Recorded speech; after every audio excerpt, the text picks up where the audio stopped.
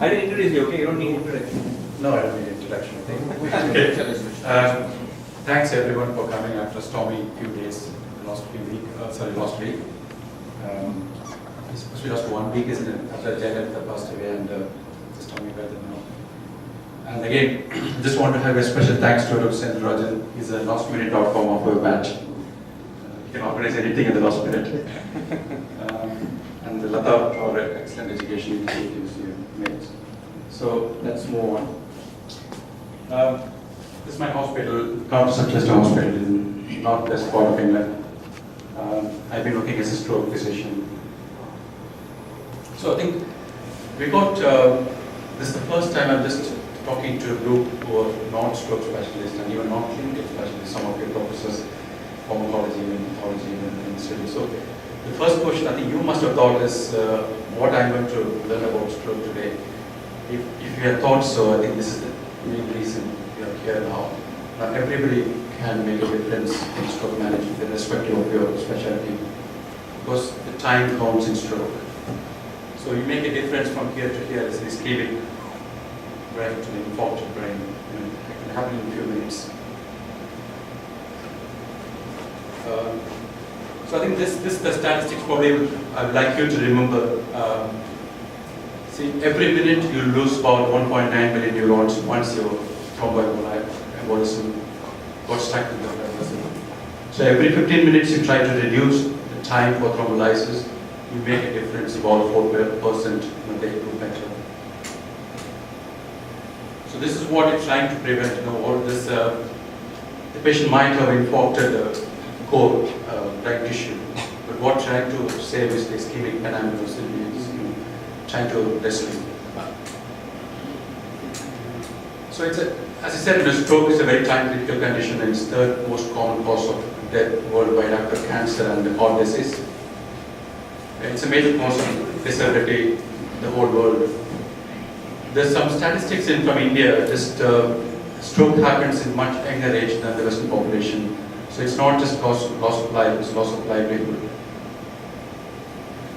I think over the last 3 decades, how the cardiologist evolved from this IV thrombolysis to primary angioplasty. The last 2 decades, stroke is moving from here to here. We just admitting the patients. When I was doing doctor in the United Kingdom, we just kept the stroke patients as lost priority. There's nothing we could do. So we just admit and put them in the bed and then come back to see at the end of the on-call period.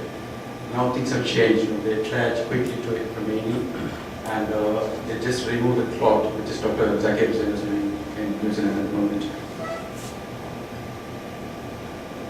So I think this, in India, I think it's just about nearly 400 to 500 patients every 100,000 population you have. So every one of your respective specialties, especially the practitioner and diabetologist, would see at least a stroke patient in the early stages or even TIA patient. It's more prevalent in urban area than rural area in India. As I said, it's much younger age of onset compared to the Western population. So even though the primary objective of this talk is on repurfusion, but the stroke management is not just a repurfusion. Even in the best thrombolysis center, it's only 11% of the patients are being thrombolized.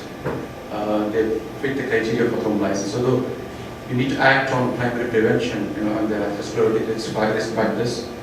And then if you might come across a TIA, like every 20% of patients are just coming as a TIA before they stroke. So you just need to identify them and treat them quickly to prevent any clot moving up. And then after thrombolysis, or even the 90% of patients who are not being thrombolyzed, you need to have a better stroke unit care. That's more important than what we do with thrombolysis. So I think the main objectives is around repurfusion therapy. I just try to, because of the time constraints, I try to cover. I don't want to overwhelm you with a lot of information. It's all basic slides and a lot of pictures really.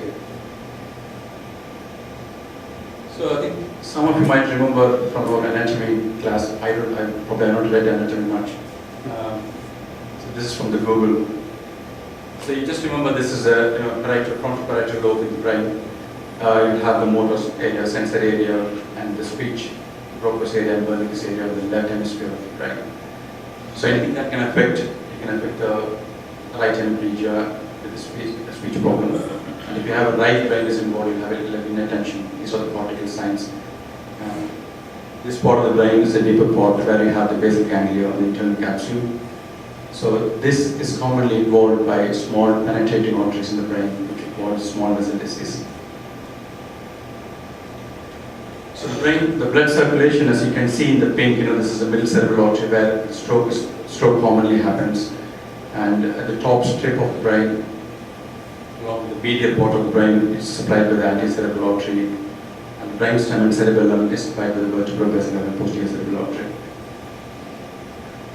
And this again, you probably remember, there's another major part of the brain, outer surface of the brain is topographically represented by your arm, hand and face. So if you had a stroke, it's commonly involved in the face and the arm, then the leg. But if you have anterior cerebral artery, the medial side is involved, you'll have leg weakness more than the arm weakness. So again, this is what we call anterior cerebral is the parotid arteries joining internal carotid artery going in and branching out in the middle cerebral and anterior cerebral, and the vertebral vessel artery branching out in the posterior cerebral arteries. So I think Dr. Jaishankar has spoken about hypertension and atherosclerotic risk factors in his previous CME. It's pretty much similar. Over the years, the hypertension, diabetes, and cholesterol, you build up atherosclerotic blocks, and then one fine day the block ruptures and embolize to the distal circulation, either in coronary or any part of the brain system. As you can see, both have a same initial presentation, like we treat unstable angina very seriously to prevent acute coronary syndrome, and TIA is a similar pathology which is easily missed, and they end up in a big stroke really. So the end organ damage in both acute coronary syndrome and ST elevation MI and stroke was the same, but following that, because of the complexity of the brain structure and function, the way they respond is completely different. Again, it's a focal brain infarct and sudden onset is due to a clot blocking the blood supply. So easily we get confused the TIA with a syncope and loss of consciousness, which is a global hypoperfusion, not focal. You probably remember this TIA definition as a symptom lasting less than 24 hours. But I think the last 7 years of practice in TIA, I've never seen a patient who's gone for TIA lasting for 24 hours. So usually TIA will come within an hour and they completely resolve. So the stroke is mainly 80 to 90% the ischemic stroke. That's what we're talking about today. And the 10 to 20% patients have a hemorrhagic stroke, which unfortunately is for very poor prognosis, not much treatment. I think we were just talking before the meet with Zaki Hussain. Mr. M. J. Ramachandran had an intercerebral bleed, and the same treatment, the treatment we did not have is still the same. So not much progressed, unfortunately, intravenous bleed point of view. So, as in the having ischemic stroke, it's mainly the large vessel disease. The large vessel disease affects middle cerebral, anterocerebral arteries, in circular villus. The small vessel disease is the deep penetrating capillaries in the brain. So I think this is a normal CT scan. Probably some of you may know that CT scan is just looking at the bottom end of the bed. So this is the right and this is the left. Okay. So and you can see here the left MCA infarct. Again, it's a bigger infarct on the right MCA. And it's CT angiogram showing the right MCA middle cerebral artery is blocked. And this is intracranial bleed. So the ischemia, initially it's a loss of play-wide differentiation in the brain. As it progresses, it becomes black like a cerebrospinal fluid, and the blood is white. Just for the discussion's sake, the MRI scan is just exactly opposite. We have different sequence in MRI, but we are more interested in the DWI, it's a diffusion weighted image, and it's an ADC. So there'll be it's just opposite to the CT scan. They in fact appear as white, and the ADC map appears as black. So there's always a mismatch. So MRI is very good to pick up ischemia in a few minutes. There's another scan. You can see this infarct in the left waist ganglia. Here, again, it's an acute infarct. So if you have any doubt, you can also put your hands up and ask questions. And this is a clinical classification. This all just need to know to have a better grasp of what's going on in thrombolysis and lumpectomy. So it's a brief talk about this classification. So as I said, any large vessel is involved, bigger part of the brain involved is total anticirculation stroke. Like all these big branches like middle cerebral artery and anticerebral arteries. And if part of this brain is involved, posterior anticirculation stroke. But if the small vessels, like capillaries in the brain is involved, it's called lacunar stroke. And the vertebral vessel system is posterior circulation stroke. So you can see that total anticirculation stroke will have all clinical features, hemiplegia, hemianopia, and there should be a cortical sign like this, expressive dysphasia or inattention. And the posterior, at least two of the symptoms will be there. Lacunar stroke, how will you say lacunar stroke? There's no cortical involvement, that's why it's a lacunar stroke, it's a deeper part of the brain is involved. And posterior circulation stroke will have cerebellar signs or the cranial nerves involved and brain signs. So why do you classify the stroke? It's not only the clinical, it's prognostically it's important. You see that total anticirculation stroke, 60% of them will be dead in 1 year. Compared to the lacunar stroke, 60% will be independent in 1 year.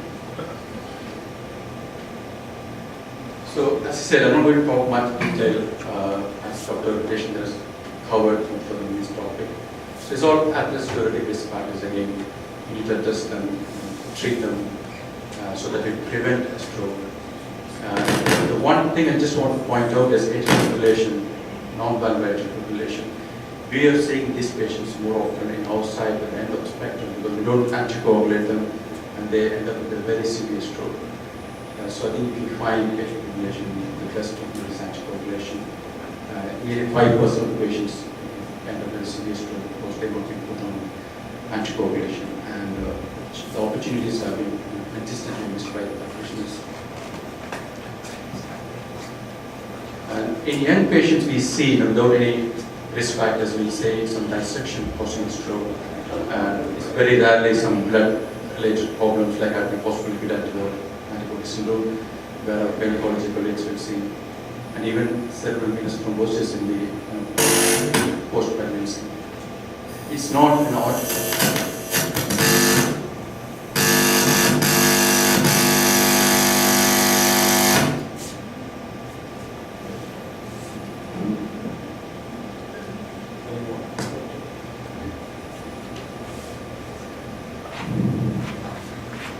So I think just a brief slides about the TIA. As I said, in the stroke symptoms lost in less than an hour, usually and complete resolution of the symptoms. You just need to treat exactly like unstable angina, because of the high risk of stroke happening in the next 24 hours to 90 days. As I mentioned before, dizziness and syncope are not TIA. It's a global cerebral hypoperfusion. Whereas stroke is a focal infarct.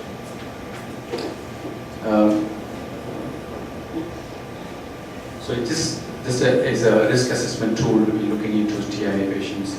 If there's a high risk, they're very likely to stroke within the next 24 hours.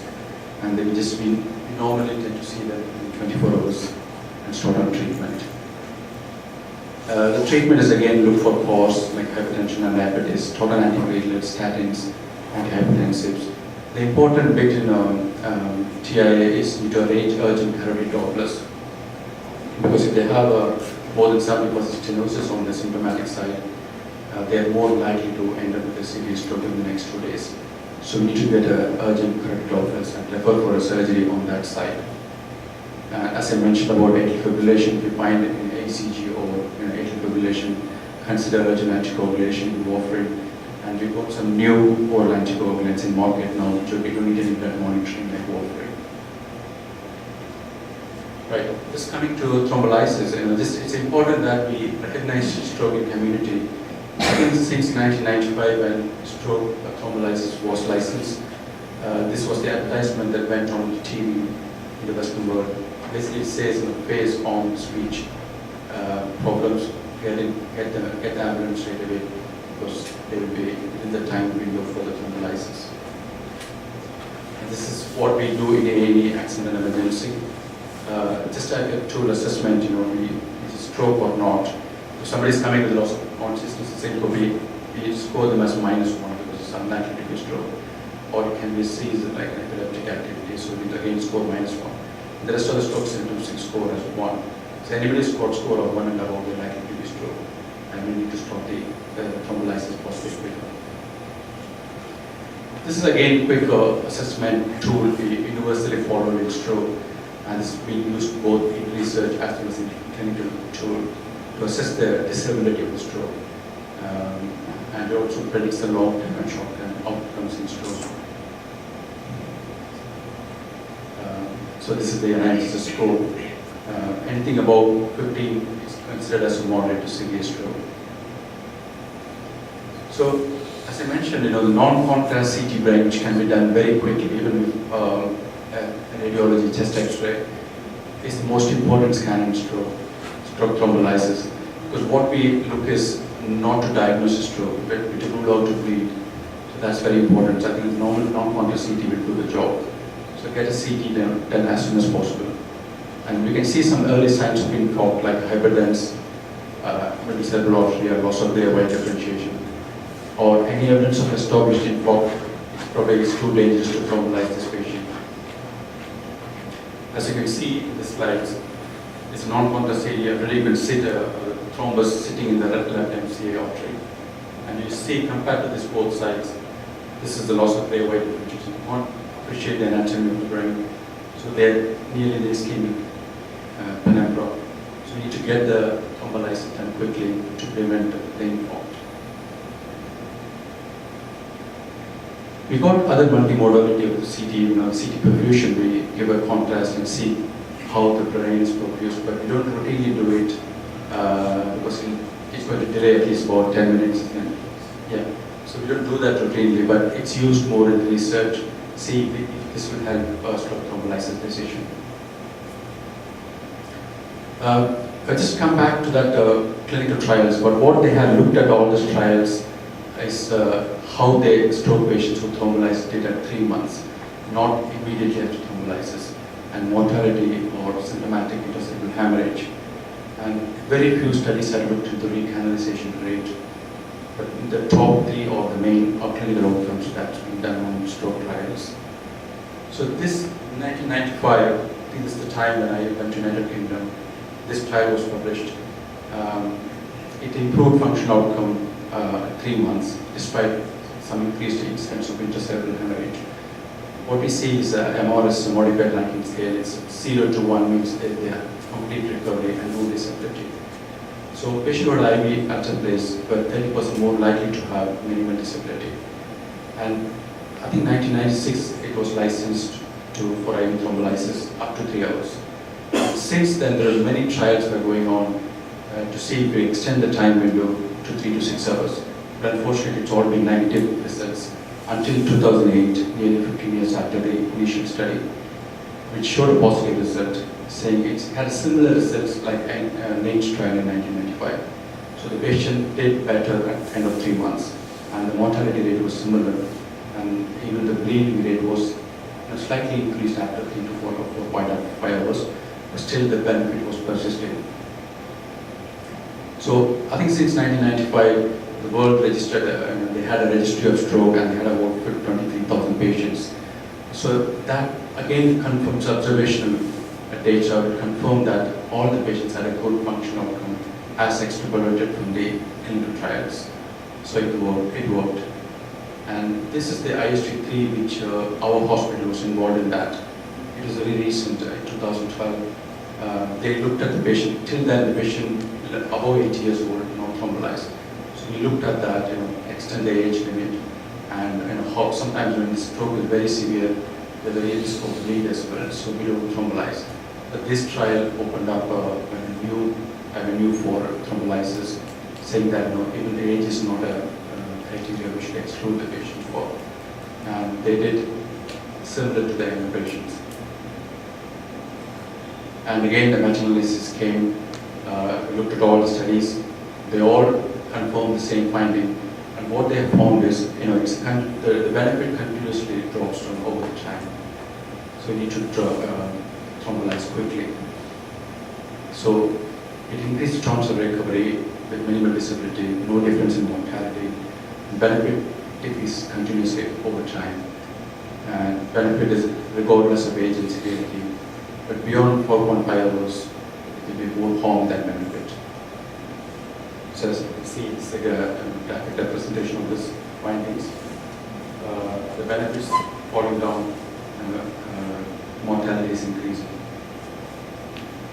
Say all the trials have shown, as you go from 0 to 90 minutes, 103 hours, the odds ratio is quite big. But as you go to 3 to 6 hours, the odds ratio is, the gap is not quite big, so it's less benefit, but still the benefit exists. As I said, they mainly looked at the outcomes, the mortality and the disability, not the early recanalization. But some of the studies have looked at after thrombolysis, they did an angiogram quickly and you see the vessels recanalized. And they found that the recanalized vessels, they're doing better. But there's no difference in the mortality or hemorrhage. This one, just about vessel aortic occlusion, I think the neurosurgeons are more involved, neurointerventions. The Kochi circulation artery is blocked.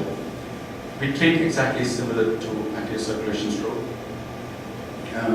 The only thing is this going to extend the time into 4.5 hours of anterior circulation, but vessel aortic circulation will extend the time further. So, coming to repurfusion IV thrombolysis, we use alteplase. It's licensed up to 4.5 hours, and the dose is about 0.9 milligram per kilogram, and giving the 10% of this dose as a bonus. The rest as an infusion over the next 1 hour. The three main important information you need before making this decision is establish onset time. Make sure there's no bleed on CT, and make sure not rapidly improving neurology. It means the patient may have a community rapidly improving, so we don't want them to get through a risky treatment and get spontaneously resolved. So it's again, the inclusion criteria is the same: time, no bleed. There are some contraindications. Anything that increases the risk of bleeding in the brain we need to avoid, like any previous intracranial hemorrhage, very high blood pressure, or any surgery recently. If there's an active internal bleeding or any coagulation abnormalities, like somebody's on warfarin and IMN is more than 1.7. The American guidelines say you can thrombolyze up to 1.7. The European guidelines says 1.4. So I think medicine is not absolute. There's always going to be a gray area. So patients mostly fall in between, either have absolute contraindication or clear indications. But majority of the patients fall in this. So you may have a CT scan which are initial sometimes of incorrect, or the patient can have a seizure, even though it's an absolute contraindication, so relative contraindication. Stroke itself can cause seizure, so we need to strike the balance, whether this patient is beneficial or not. Any non-neurological surgery in the past 6 weeks. So what happens if somebody is coming with a surgery about 7 weeks, or 5 weeks? So it's all related contraindications. So the one important point is the slow GCS, more advanced status. What it means is this patient has got a very severe stroke, and their risk of bleed is quite high. So you need to be careful with those group of patients. As I mentioned, all this, the gray area is relative contraindication. They're just relative. We need to assess the patients on an individual basis. And high blood pressure, we normally try to treat with some labetalol infusion. See if we can bring down below this level. If it comes, give thrombolysis. If not, don't give thrombolysis. Because any ischemic stroke, the blood pressure will be high because cerebral autoregulation comes into place. The brain is trying to keep the circulation by increasing the blood pressures. Mechanical thrombectomy, I'm not going to cover. I think Dr. Zakir is going to talk on this. But this evidence came in 2015, I think it's in January 2015, and so most of the hospitals now started doing this mechanical thrombectomy. So coming to stroke pathway, as I said, just recognition of stroke in the community, call the ambulance quicker, triage in A&E emergency department. This is a telemedicine which we use in many hospitals just to improve the time. Because the neurologist can see the patient from home and make a decision on thrombolysis and give the bolus at least within 60 minutes from the time of arrival to the meter time. So it's the same, like, if you recognize stroke, call the ambulance. We normally get a call as a pre-alert call from the ambulance. So we just put on the triage system on alert, and all the stroke consultant and stroke nurse, everybody will be on alert, and we'll wait for the patient. And they quickly assess, start the thrombolysis protocol, arrange an emergency CT brain, just look at the disability, see this, how much they score and NHSs. And because we get the pre-alert call, we have the telemedicine, everything ready to see the patient when they arrive in. Again, once you have a CT scan, we review the patient. So the main objective is to give the IV bolus as soon as possible. But again, we need to keep a balance, we need to assess the risk of bleed as well. Okay. So again, the telemedicine, which is I think the best use of technology is in stroke medicine. The patients can be seen from home with telemedicine. And this telemedicine to work, you need to have a trained A&E emergency doctors on the floor. Otherwise, it's going to be very difficult to have A&E doctors who can see the patient, assess the patient, and liaise with us. And we can see the patient from home and patient the scan and make the decision. This machine is in the other side of the in the hospital where they can move around. So they take it to the patient and we'll see the patient. So I think this is all pretty much the stroke thrombolysis. Main objective is to improve the time. Every minute counts. I think some of you remember this song. Ideally we would all like to have a stroke team like Superstar looking at a stroke patient and curing before the song ends. But we need to have a proper stroke team in hospitals. These are the very important, this is my stroke team. These are the very important people. It's not what we do in thrombolysis, how they look at the patients is the most crucial part of it. And they got everything, the doctors in the ward, physiotherapist, occupational therapist, speech and language therapist, dietitian. And they just make a huge role in their recovery process. All the studies, they looked at their disability not by thrombolysis, how they will be impacted after the thrombolysis. Again, it's the same, but the main stroke unit is we have telemetry and monitored birds so that we have assessed the patient continuously. And all this team I mentioned about. There will be quick access to neuroradiology, like CT angiogram, MR angiogram. But our hospital, we don't have a neurosurgery unit or neurointervention unit. So we transfer the patient to the tertiary hospital in Liverpool. It's about a 40 minutes drive. So that's the main point. You should have an access to the neurosurgery unit. This is not only in the Western world. I think this is one of the studies that's been done in India. They just did a stroke care pathway, and they randomized the patient to conventional care and stroke care pathway. You can see that they have less complications, less chance to go into ventilation, and their death rate is very less compared to conventional treatment. So stroke unit works. So once the patient is thrombolized, gone to stroke unit, or the majority of the patients not being thrombolized, they go to stroke unit. Again, we carefully monitor this patient, give antiplatelets as soon as possible, ideally within 48 hours, because the studies have shown, if you start antiplatelets within 48 hours, prevent the recurrence of stroke, which is very high in the next 2 weeks. And statins, again, the evidence is not as strong as in cardiology patients, but again, it works. If you have a patient's cholesterol is about 5 millimolars. I'm not sure about this. Our units. What's the treatment?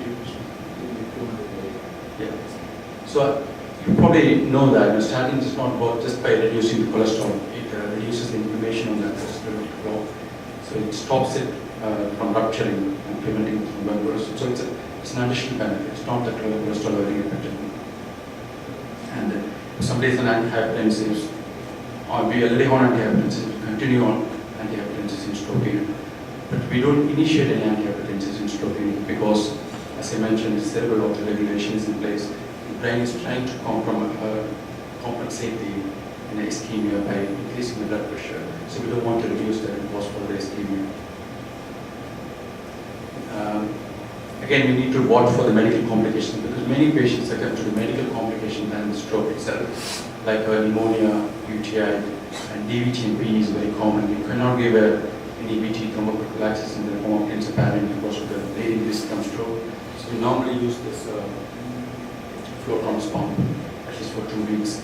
This is only recent, I think about 2 to 3 years of this evidence based on. So we use flow basically just the intermittent pneumatic compressions of the veins to prevent the clots. I think some of you might be using in your work. So that's it. I just go through quickly 3 patients who have been thrombolized. This is one of the youngest patients I thrombolized about 2 years back. She's a 27-year-old female. She came to accident emergency department with a call as a stroke. But we always be careful, especially in the United Kingdom. There are many patients come to A&E, pretending dysfunctional stroke. Similar to what we used to do in schools, as I was suffering from fever, that kind of attitude really. So we just need to be very careful. If somebody is not having any risk factors, is it really stroke? We have to do this treatment. It's a risky treatment. So she was, she had left side weakness, but she was not talking at all. It's completely new, which is not explained by the anatomically. Of course, if we have this explicit dysphagia should be left hemisphere and the right side weakness. So she had left side weakness and she's not talking. If somebody is aphasia, they try to make some words, but they won't. But this patient was not talking at all. She's new. So we just always think, is it right or not, and is it acting, is she pretending? So I got a second opinion for one of my nursing colleagues. He also felt that probably it's not a stroke. So we just kept an eye on her in the emergency department, went for a CT. So these are the clinical features. Okay. So she went for a CT brain, came back. Again, I saw her, there's no change in her symptomatology. She's still weak, left side weakness. She's got a young 2-year-old son who was just roaming around. She couldn't even look at her. So I was thinking something is not right because she can't act for that long. So we decided, I changed my mind to decide to go ahead and thrombolize this patient. Because the reason being, if a genuine stroke will save a brain, even if it's not a stroke, the risk of bleed is almost negligible. The normal brain is very less risk of bleed. So we thought we'd go ahead and do it. That's not the only reason I made the decision to thrombolize this patient because of this CT scan. This is a non-contact CT. So she came back from CT department. What you see is white, it's a middle cerebral artery. This is a probably clot sitting in there. Okay. So I decided to go ahead and thrombolize in spite of my other colleague not thinking this is stroke. And this is the best outcome for a patient I've seen in a young patient really. The next day she's sitting, she's holding the baby, and she just felt discharged because she come from a different area, so we had discharged the next day. Eventually we found out that she had a PFO that's caused a stroke. This PFO is pertinent for will, which can cause stroke in young patients. This is a MRI brain the next day. So what you see is it's a very infarcted brain. What if you're not thrombolized, an infarcted brain like this. So it works really. If you get it in the right time, every minute counts. This is an angiogram we did the next day, like a CT angiogram. So the clot in the middle cerebral artery. And coming back to the other end, this is the last week I thrombolized this patient. She's a 97-year-old female. She's got a post-medical list of non-STEMI in 2012. She was an aspirin, statin. As I said, this recent evidence says age is not an exclusion criteria for thrombolysis. So when I talked to her daughter, she was independent. She was not having any dementia even at 97. So we just, she did not have any contraindication for IV thrombolysis. So she had a CT brain, which is, this is the before thrombolysis. You can see this hyperdense MCA on the right side. She came in 30 minutes. And this scan in 24 hours. It's not completely recanalized, but it's better than this one. So this partial recanalization, right? And this is the 24 hours that shows some small impact in the basal ganglia. So maybe again, without thrombolysis, should have seen the stroke for her. So I think before I just left, she didn't do really well. I mean, but she did not have any complications, which is bleeding. She did not have any bleeding complications. But she's bed bound. She's NG fed. This is a very difficult case. I talked about, the clinical gray area. This patient, 53-year-old, no significant post-medical history, came with a collapse. He was intubated and ventilated in A&E. This is one of my colleagues who had seen this patient. All the bloods were normal. So normally somebody is unconscious. We think about toxic or metabolic cause for neurology. Again, bloods were fine. So we're not sure. I think probably you know this is a stroke patient, but is there any idea of what this patient could be? Bleed? Yeah, bleed is one of the common. If somebody's coming to stroke unconscious, it's 99% it's a bleed. Okay, there's one person who can have a brainstem infarct, which can cause unconsciousness. So it's a very difficult decision. This is the CT scan on admission, it's completely normal. So the clue was in his pupil size. His right pupil is slightly more than the left pupil. So something focal was going on. So I think it's again a very difficult decision. We have 2 or 3 consultant colleagues involved in the decision making because his GCS was 6 when he was admitted, which is absolutely contraindication to thrombolysis. So finally, in this patient, we decided to go ahead and thrombolyze this patient because if it's a stroke, he's coming with a GCS of 6, he's not going to come out of this ventilation at all. So he was thrombolyzed. And this is it's called bilateral thalamic infarct. This is very, very rare because there's one single branch coming from both posterior cerebral artery and supplying both thalamus. So this is one of the rare scenario when patients can present with unconsciousness in ischemic stroke. So this is one of the patients. So this next day MRI, as I said, DW showing white area in both thalamus with ATC. And this is the CT scan. Now we can see in even CT scan after 24 hours it will show some evidence of stroke. So retrospectively, if you're looking at that compared to the previous scan, you can see the bilateral thalamic infarct there. So he had dramatic recovery. He's transferring now with the help of 2 and his normal swallow. I think he will improve in the next 2 weeks. Right? I think this is the main thing really, and we're just having some stroke quality markers already in the United Kingdom. We're just looking at how we're doing in organization as well as clinical parameters. I think this is our experience in our hospital. We thrombolyze about 128 patients in 3 years, which is the average worldwide, about 40% every year. And 8 of them had a symptomatic ICH, testicular hemorrhage, 7 of them died, which is again similar to the trials. 7 of the patients died from a medical complication. And 11 patients, this is from January 2015, when we started the magnetic thrombectomy. We had 11 patients had magnetic thrombectomy. Just quickly about stroke thrombolysis in India, the challenges really. So it's one of the studies from Bangalore recently. The main thing is in a failure of a patient or the latest to recognize stroke and transport and the traffic problems. What important than the LO bit is awareness of stroke thrombolysis as a treatment modality, even among the health professionals, is very only 2%.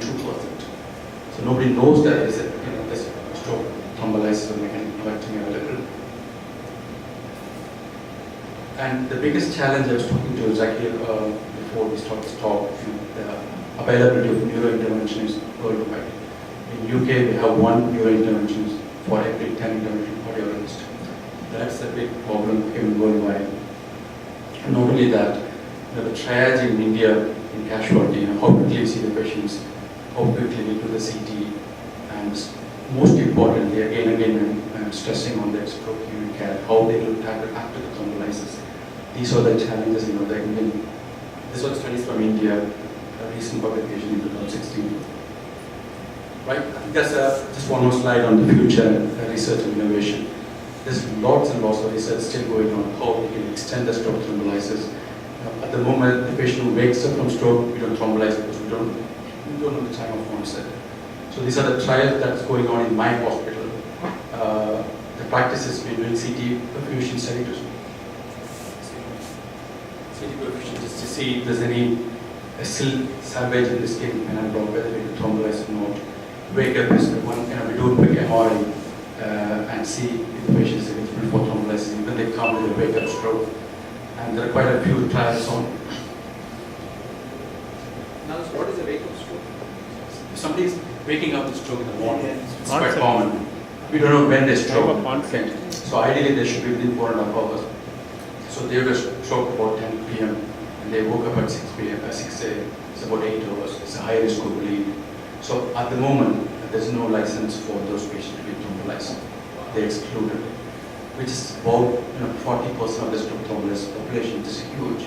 So worldwide, there's lots of research going to see if we can do a perfusion study of the brain and see if there's still ischemic penumbra there and we can thrombolyze or not.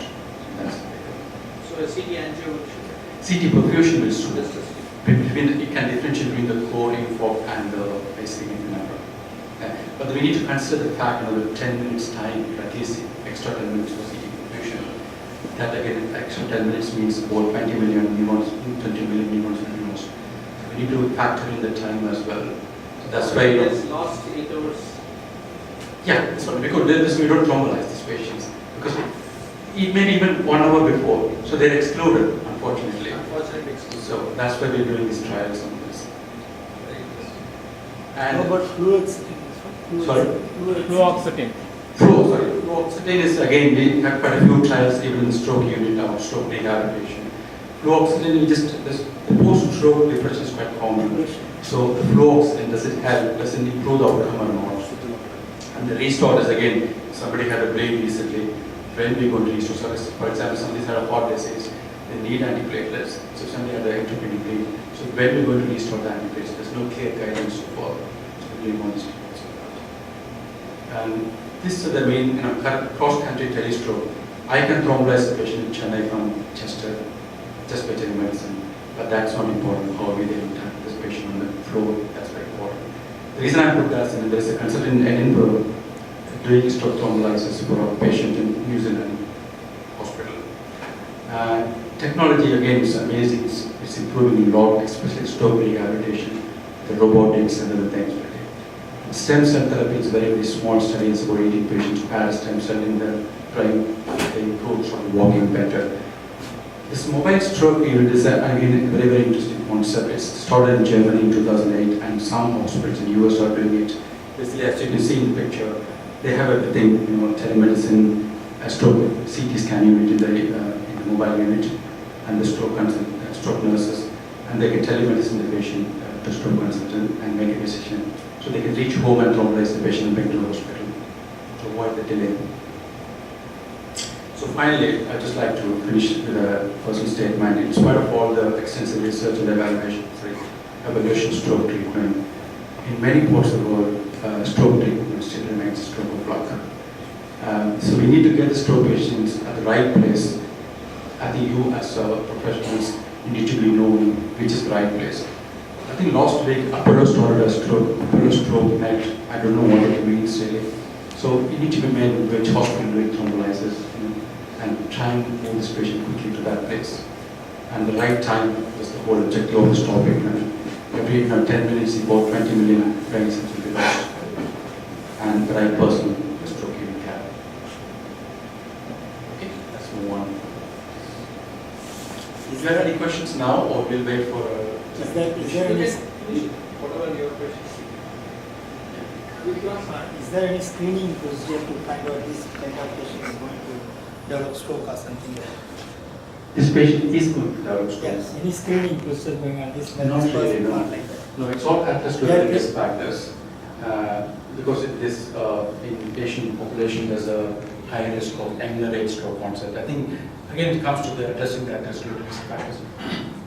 The main thing I just want to address again is the TIA symptoms, which is easily missed.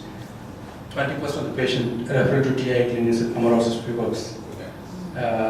It's very common. It has to be treated in a similar way like a TIA, because they will stroke within the next week, because the clot moving up into the retinal artery and go further up across the stroke.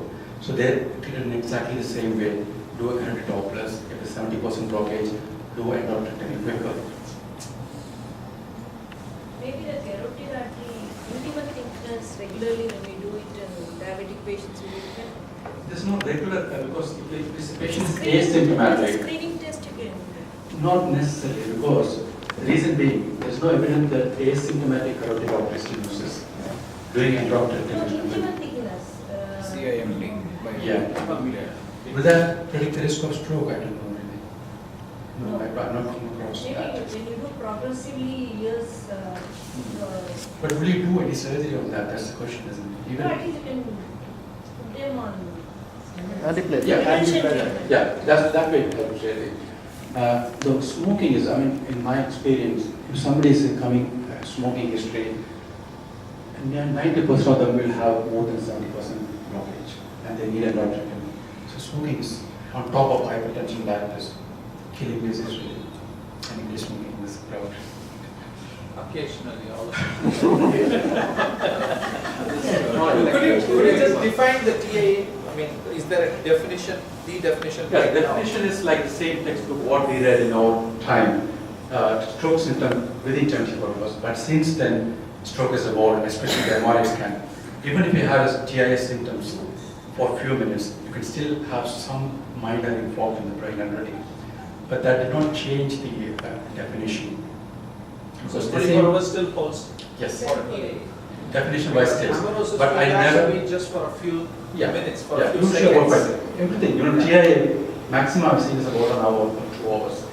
If you got 2 hours TIA, the risk of recurrence is even more higher. So that's where the ABCD2 score comes into place. Amaurosis is always unilateral. Yes. It's always unilateral.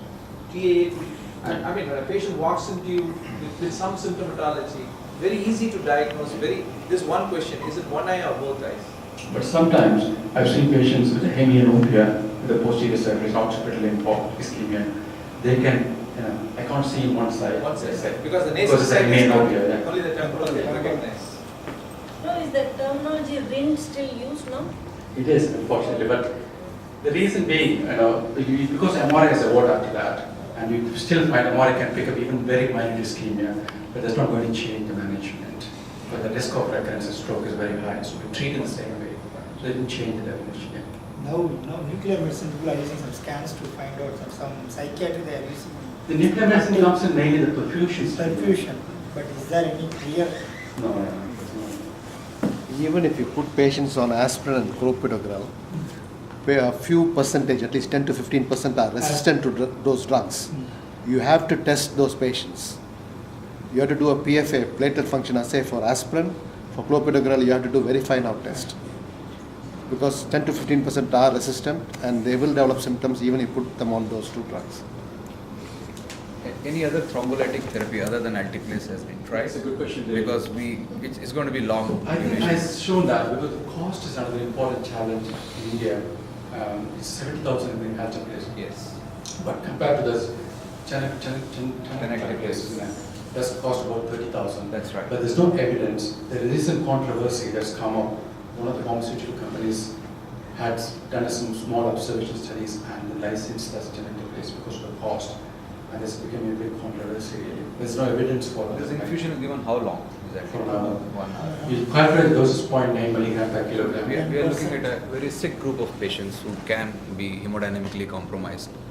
So if we have something like tenecteplase, if there's any evidence, it's going to be ultra fast acting and extremely fibrin specific. So that's why I asked the question precisely whether any other thrombolytic therapy has been tried or has been approved. There's or two other things, the studies, tenecteplase and retiplase. Retiplase. Yeah, there's a studies going on, but at the moment there's no evidence. So all this 20 years is retiplase.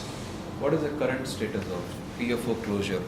Is there any? I think that recently the evidence is going down, isn't it? Yeah. You don't even do, Because you showed one of the yeah. showcases was but there. that's an extreme rare because she didn't have any vascular risk factors. She might have had some closure device put in, but the rest of the patients, we don't even stop doing this bubble contrast echocardiography and we do to see if there's any PFO. Because it's very difficult. The patient will have other risk factors like hypertension, diabetes. So we can't say that PFO is the only reason for the stroke, except that rare patient we had in the very young ones. So there's no evidence, and the evidence is less now for the PFO closure. There's no enthusiasm in going ahead and closing all the It's PFOs. gone down really. Maybe Do you have any method to estimate the time of onset retrospectively? Suppose if I want to do an intervention to increase awareness, you said delay in reporting is one of the main issues. That's a big challenge, but that's why If we there is don't. a way to assess the timing, time of onset or Yeah. anything, I can assess whether my intervention had succeeded, whether it is worth Following thrombolysis, you mean? increasing the No, awareness time for to- people to report, time to first whether medical it is contact. decreasing the time to report. Time to first medical contact, can it be minimized? Can, no, I think that's- assess that. Assess, oh, how you assess, Can yeah. you retrospect, other As you than know, asking profound the line patient and other and things, finding any out. markers Yeah. are there. Objective Time of evidence. onset. Objective No, evidence. No, Is there really. any- It's the other way around. If somebody is showing an infarct, because CT normally takes about 6 to 24 hours to have some, but you can see some early signs of infarct.